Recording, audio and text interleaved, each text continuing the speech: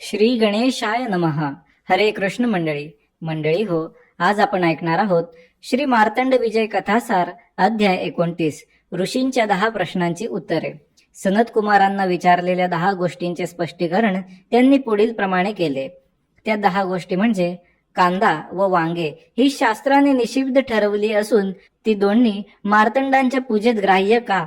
गव्हाच्या कणकेचा रोडगा, गांठा, दिवटी, तेलाची बुधली, खोबरे यांचे कोणते महत्व आहे? वाघ्या व मुरळी ही कोण? गळ्यात घालायचे पोवते आणि कळसावरचा ध्वज. आता क्रमाक्रमाने यांचा खुलासा असा आहे की कांदा, वांग्याचे भरीत व रोडगा जरी शास्त्रांमध्ये निषेध केलेला असला तरी वरील तिन्ही पदार्थ देवाला मान्य असल्यामुळे मार्तंडाच्या भक्तांनी त्यांचा नैवेद्य दाखवून प्रसाद ग्रहण केल्यास त्यांना दोष लागत नाही. तारकासुराच्या वधापूर्वी शिव पार्वतीचा एकांत व्हावा यासाठी जेव्हा मदनाने महादेवांची समाधी भंग केली होती तेव्हा महादेवांनी त्याला जाळलं होतं. नंतर मदन नसल्यामुळे प्रजा उत्पत्ती होईना व सृष्टीचे चक्र थांबून राहिले.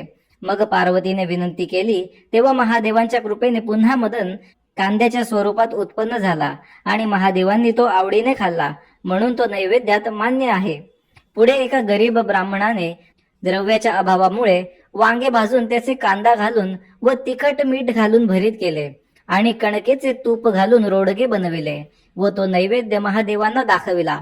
त्याची भक्ती जाणून महादेवांनी तो आवडीने खाल्ला, म्हणून हे तिन्ही पदार्थ मार्तंडाच्या पूजेत पवित्र आहेत. तेव्हा याविषयी मनात मुळीच शंका ठेवू नये. गळ्यात बांधावयाचा गोठ. मणिमल्लाच्या वधासाठी महादेव कैलासावरून खाली उतरले होते तेव्हा सर्व देवांना गळ्यात गोठ बांधण्याची आज्ञा केली होती. तेव्हापासून ही परंपरा चालत आलेली आहे. तो गोठ सोन्याचा अगर चांदीचाच असावा.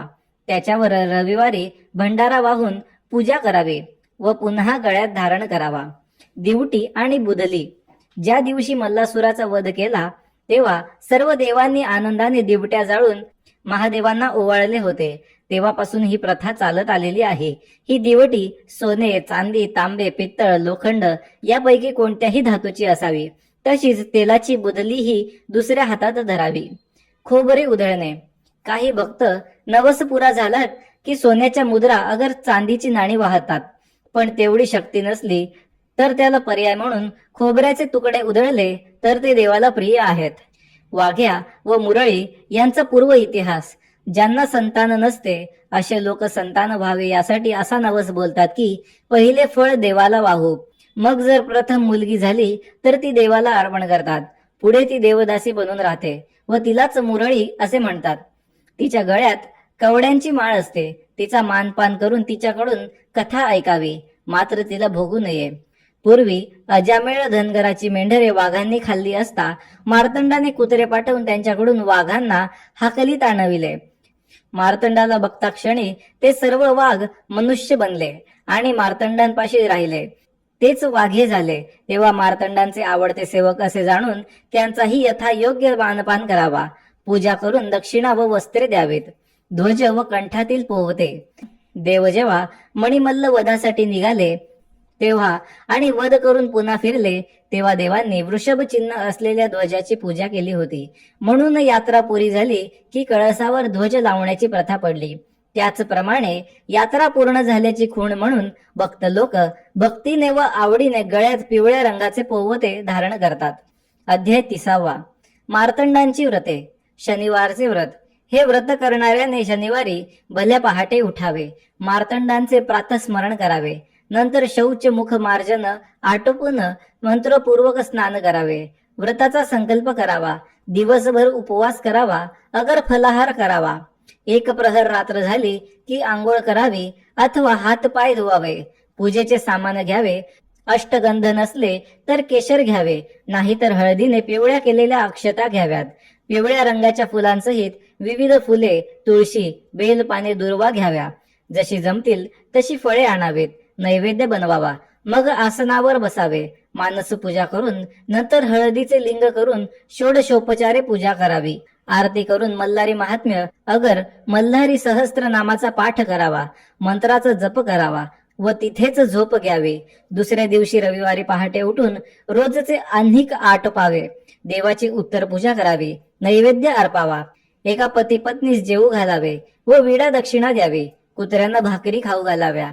असे हे शनिवारचे व्रत केल्याने कार्यसिद्धी होते. रविवारचे व्रत. भक्ताने रविवारी पहाटेस उठावे. नित्य नेम आटपून व्रताचा संकल्प करावा. दिवसभर मौन पाळावे. देवाची पूजा करावी. मंत्राचा व महात्म्याचा पाठ करावा किंवा सहस्त्रनाम वाचावे. रात्री देवाची षोडशोपचारी पूजा करावी. खिरीचा नैवेद्य असावा. पिठाचे 9 दिवे लावून देवास ओवाळावे. ब्राह्मण व सवाष्ण यांची पूजा करावी. जेवण आणि विडा दक्षिणा द्यावा. चंपाषष्ठी व स्कंदषष्ठीस अशा प्रकारे व्रत आचरावे. हिंदोळा म्हणजेच झोपाळा व्रत. हे व्रत चैत्र महिन्याच्या शुद्ध तृतीयेपासून सुरू करावे व वैशाख शुद्ध तृतीयेस संपवावे. असे हे महिनाभर चालणारे व्रत आहे. त्याकरिता सोन्याचा चांदीचा सांग पूजा करावी. नैवेद्यासाठी उडदाच्या डाळीच्या पिठात मिरी, आले, जिरे व तिखट मीठ मिसळून वडे करून ते चांगल्या तेलात तळून घ्यावेत. कांद्याची भजी सुद्धा तळावेत. कांदा घातलेले वांग्याचे भरीत आणि कणकेचे रोडगे करावे. या सर्वांवर साईचे घट्ट दही घालावे. असा नैवेद्य मार्तंडांना फार आवडतो. पूजेनंतर आरती करून गीते म्हणावीत. खेट्या घालणे म्हणजेच वारीचा नेम. ज्याला मुलगा व्हावा अशी इच्छा असेल त्याने खेटा घालाव्या. म्हणजे महादेव प्रसन्न होतात आणि त्यांच्या कृपेने पुत्र होतो. असा अनुभव अनेकांना आलेला आहे. जरी नशिबात पुत्र प्राप्तीचा योग नसला तरीही माळसापतीच्या संकल्पाने पुत्र होतो. नशीब बदलण्याचे सामर्थ्य आहे म्हणूनच त्याला ईश्वर म्हणतात. अशी उदाहरणे उपमन्यू, मार्कंडेयासह कितीतरी आहेत. असो, दर पौर्णिमेस सूर्योदयाच्या वेळी करहा नदीत स्नान करावे. पाण्याची कळशी भरून घ्यावी. अनवाणी पठारावर जावे. देवाला कळशीतील पाण्याने स्नान घालावे. पूजा करावी. मग खाली उतरावे व साक्षी विनायकाला नमन करून खेटी पूर्ण केल्याचे सांगावे. नंतर खीर व कानवल्यांचा नैवेद्य दाखवावा. जर सामर्थ्य असले तर ब्राह्मण सवाष्ण यांना जेवू घालावे. रात्री मुक्काम करून दुसरे दिवशी परतावे. अशा 12 पौर्णिमा कराव्या. तळी भरण्याची विधी. एक चांगले मोठे ताम्हण घ्यावे. त्यात 8 पाकळ्यांचे कमळ काढावे. पाकळ्या भंडाऱ्याने रंगवाव्या. त्यात एक पाण्याने भरलेला कलश ठेवावा. त्याच्या तोंडावर विड्याची पाने उभी ठेवावी. आत भंडारा टाकावा. मग येळकोट येळकोट जय मल्हार असा नामघोष करावा. हातामध्ये देवटी घ्यावी व तळी डोक्यावर घेऊन मग ती खाली उतरवून ठेवावी. तळी भरण्यासाठी 4 दिवस महत्वाचे आहे. ते असे: मदन जाळला तो दिवस चैत्री पौर्णिमा. राहूचा वध केला होता तो दिवस माघी पौर्णिमा. माळसेशी विवाह केला होता तो पौष पौर्णिमा. बाणाईशी विवाह केला होता तो दिवस श्रावणी पौर्णिमा. चैत्रातील शुद्ध दशमीपासून तो पौर्णिमेपर्यंत 6 दिवसांचा नवरात्र करावे. दर महिन्याच्या पौर्णिमेस खालील प्रमाणे वेगवेगळा नैवेद्य अर्पण करावा. चैत्र महिन्यामध्ये सुवासिक पाणी, वैशाख महिन्यामध्ये बुंदीचे लाडू, ज्येष्ठ महिन्यामध्ये जिलेबी, आषाढ महिन्यामध्ये विडा, श्रावण महिन्यामध्ये पोवती, भाद्रपद महिन्यामध्ये केवळा, अश्विन महिन्यामध्ये मसाला दूध, कार्तिक महिन्यामध्ये गव्हाच्या पिठाचे दिवे, मार्गशीर्ष महिन्यामध्ये उडदाचे वडे, पौष महिन्यामध्ये तिळाचे लाडू, माघ महिन्यामध्ये खीर, फाल्गुन महिन्यामध्ये सोन्याची फुले. सोन्याची फुले शक्य नसतील तर कोरांटीची फुले अर्पण करावी. अधिक महिन्यामध्ये अनारसाचा नैवेद्य दाखवावा. अध्याय 31. आणखी काही व्रते. चंपाषष्ठी. मार्गशीर्ष महिन्यामध्ये शुद्ध षष्ठी तिथी असताना चंद्र शततारका नक्षत्रामध्ये कुंभ राशीत असते वेळी रविवारच्या दिवशी प्रेमपुरामध्ये मार्तंडाची जोड लिंगे प्रथम प्रगट झाली. म्हणून मार्गशीर्ष प्रतिपदेपासून 6 दिवस उत्सव करावा. रोज पूर्ण वर्णाचा स्वयंपाक करावा. दररोज 10 ब्राह्मण जेवू घालावे. तेवढे शक्य नसले तर 1 ब्राह्मण तरी जेवू घालावा. सवाष्णीची ओटी भरावी. 6 दिवस करणे शक्य नसेल तर षष्टीच्या दिवशी तरी करावे.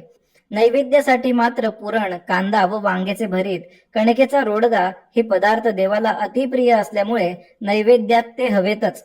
नंतर तळी भरून ओवाळून आरती करावी. हे व्रत करणाऱ्याने स्वतः मात्र उपवास करावा. ज्या वर्षी मार्गशीर्ष शुद्ध षष्टी रविवारी असेल त्या दिवशी हे व्रत आरंभ करून सलग 21 रविवार पूजन करावे. म्हणजे मार्तंड देव स्वप्नात दर्शन देऊन मार्गदर्शन करतात. या व्रताचे नाव संकट आदी तवाराचे व्रत असे आहे. नित्यनेम: या व्रताला हवन नाही, पण कुत्र्यांना जेवू घालून काळ्या मुंग्यांना रवा व साखर मिसळून द्यावी. असा नेम 1 वर्षपर्यंत, म्हणजेच मार्गशीर्ष शुद्ध षष्टी ते पुढच्या वर्षी मार्गशीर्ष शुद्ध पंचमी पर्यंत चालवावा. या व्रतानेही खंडोबांची कृपा होते. अध्याय 32. मार्तंडांच्या पूजेतील विविध रीती. सिद्धांनाचं नैवेद्य. मार्गशीर्षाच्या महिन्यात महिनाभर देवाला रोज नैवेद्य अर्पण करावा. तेवढी शक्ती नसेल तर अष्टमी व पौर्णिमा या 2 दिवशी आणि कृष्ण पक्षातील चतुर्दशी असे 3 दिवस तरी अर्पण करावाच. नैवेद्यामध्ये चित्रान्न असावे व त्यात केशरी भात, साखर भात असावा. ते जमले नाही तर वांगी भात, नाही तर खिचडी असावी. पौषाच्या महिन्यात तीळ लावलेल्या भाकरी आणि त्यांच्यावर लोण्याचा गोळा असा नैवेद्य असावा. कांद्याचे पदार्थ करावे. परमान्नाचा नैवेद्य. माघाच्या महिन्यात पुरणाच्या पोळ्या व खसखस घालून केलेली दुधाची खीर असा नैवेद्य करावा. फाल्गुनाच्या महिन्यात उडदाचे वडे, दही, तिळाच्या वड्या व पापड हे पदार्थ नैवेद्यात असावे. चित्रा आणि वैशाख या 2 महिन्यांमध्ये दही भाताचा नैवेद्य करावा आणि ब्राह्मणालाही वाढावा. ज्येष्ठ महिन्यामध्ये आंब्याचा रस, आषाढ महिन्यामध्ये सिद्धान्न व श्रावण महिन्यामध्ये जिलेबी आणि मांडे यांचा समावेश करावा. भाद्रपद महिन्यामध्ये पुरणाचे मोदक व बुंदीचे लाडू, त्याचप्रमाणे अश्विन महिन्यामध्ये दुधाची खीर व पक्वाने असावेत. अधिक महिना असला तर अनारसे करावे. सिद्धान्न कसे बनवावे? 21 शेर दूध घ्यावे. ढाबू पैसा भाराचे मसाल्याचे पदार्थ. मुगाची डाळ 8 पैसे भार, तांदूळ 16 पैसे भार, गूळ 4 पैसे भार, जिरे 1 पैसा भार, तूप 4 पैसे भार, लवंगा 1 पैसा भार आणि काळी मिरी अर्धा पैसा भार. या प्रमाणात सर्व पदार्थ घेऊन खीर करावे. हे खंडोबाला फार प्रिय आहे. परमान्न कसे बनवावे? गव्हाचा रवा घेऊन त्यात खसखशीचे दूध काढून ते समप्रमाणात मिसळून खीर करावी. पावशेर खोबरे व अर्धा शेर गूळ व लवंग, वेलदोडे पैसा भार मिसळावे. देवापुढे दिवे पाजळणे. सोन्याचे, चांदीचे अगर पितळेचे दिवे घेऊन त्यात तूप घालावे. तशी परिस्थिती नसेल तर तेल घालावे. आपल्या शक्तीप्रमाणे 24, 12 अगर निदान 4 तरी दिवे लावावेत. देवावर कावडीने पाणी वाहणे. काही भक्त गंगेच्या पाण्याची कावड भरून ती खांद्यावर घेऊन सेतूबंद रामेश्वर पर्यंत चालत जाऊन देवावर वाहतात. तेवढेच पुण्य जर कऱ्हेने पाणी कावडीमध्ये भरून ती जेजुरीवर नेऊन देवाला वाहिली तर मिळते. त्याचा विधी असा आहे की भले पहाटेस उठावे, शौच व मुखमार्जन आटोपून कावडीला नमस्कार करावा. मग करेच्या काठी ती कावड खांद्यावर घेऊन जावे. पुढील मंत्र म्हणून नदीत स्नान करावे. मंत्र आहे: भागीरथी नलिनी सीता माल तीच मला पहा. स्नानानंतर कावडीत पाणी भरून तिची पूजा करावी. मग कावड खांद्यावर घ्यावी व देवळात जाऊन ते पाणी देवावर ओतावे. मग देवाची पूजा झाल्यावर खाली जाऊन साक्षी विनायकास कावड वाहिल्याचे निवेदन करावे. मार्तंडाला दवणा वाहण्याचे महत्व. एकदा महादेवांच्या देव नावाच्या गणाने प्रार्थना केली की, देवा, जसं बिनवासाचा असूनही धोतरा तू तुझ्या मस्तकी धारण करतोस, तसंच मलाही सुगंधित वनस्पती बनून तुझ्या मस्तकावर वास करावा असे वाटते. तेव्हा महादेवांनी प्रसन्न होऊन त्याला तसा वर दिला व तो दवणा बनला. तेव्हापासून शंकराला दवळा हा तुळस, बेल यांच्यापेक्षाही प्रिय झाला. जर दवणा ताजा हिरवागार उपलब्ध नसेल तर सुकलेला दवणा सुद्धा वापरता येतो. 13 गुणी विडा बनवण्याची रीत. नागवेलीची उत्तम ताजी 2 पाने घ्यावी. त्यांना देठ काढून पाठीमागच्या बाजूने चुना व काथ ओला लावावा. त्यात लवंग, वेलचीचे दाणे व जायफळाची पूड घालावी. बारीक केलेली जायपत्री, सुपारीचा चुरा अगर तुकडे, बदामाचे काप, सुवर्ण भस्म, केशर, कस्तुरी व कापूर घालून विडा बनवावा. नवरसांनी परिपूर्ण कीर्तन. देवापुढे कीर्तन करणे ही सुद्धा एका प्रकारची सेवाच आहे. त्यामध्ये आख्यान करतेवेळी उत्तम तालासुरात गायन करावे. कथा भाग जसा असेल तसा हावभावयुक्त अभिनय करावा. नृत्य करावे. कथेतील विषयाप्रमाणे शृंगार, वीर, भक्ती, बिभत्स, वात्सल्य, शांत, भयानक वगैरे रसांचा परिपोष होईल असे वर्णन करून आख्यान रंगवावे, तेणेकरून देवास परम संतोष होतो. क्षेत्र प्रदक्षिणा कशी करावी? भल्या पहाटे उठावे, नित्य नेम पुरा करून देवांची पूजा करावी. नंतर एका भांड्यात साखर, रवा, तूप मिसळून घ्यावे व गावाबाहेर येऊन संपूर्ण गावाला प्रदक्षिणा घालावी. चालताना जिथे काळ्या मुंग्या आढळल्या त्यांना ते साखर व रव्याचे मिश्रण टाकावे. जेवढ्या मुंग्या असतील तेवढे ब्राह्मण जेवल्याचे पुण्य मिळते. जर लाल रंगाच्या मुंग्या असल्या तर क्षत्रिय भोजनाचे पुण्य मिळते. अशी प्रदक्षिणा नेमाने दररोज 6 महिने तरी करावी. इतर व्रतांचे प्रकार. क्षेत्रामध्ये एखाद्या गरीबाला अनाथाला जेवू घालणे, कपडा देणे हे पुण्यदायक आहे. शिवाय माघ महिन्यातील वद्य चतुर्दशी म्हणजेच महाशिवरात्रीपासून ते वैशाखाच्या अमावस्येपर्यंत रोज देवाच्या पिंडीवर सुवासिक पाणी भरून गळती लावतात. यात्रेकरूंसाठी विहीर खोदावी. तेवढे सामर्थ्य नसल्यास पाणपोई उघडावी. चैत्र महिनाभर देवावर दही भाताने पूजा बांधावी. अशी व्रते आहेत. मंडळी हो, हा व्हिडिओ आपणास कसा वाटला कमेंट तर्फे आम्हाला नक्की कळवा. तसेच व्हिडिओ आवडला असल्यास असेच आणखी व्हिडिओ पाहण्यासाठी चॅनलला सबस्क्राईब करायला विसरू नका. आणि हा व्हिडिओ आपले नातेवाईक, मित्रमंडळी यांच्यासोबत नक्की शेअर करा. आपण लवकरच भेटू नवीन व्हिडिओमध्ये.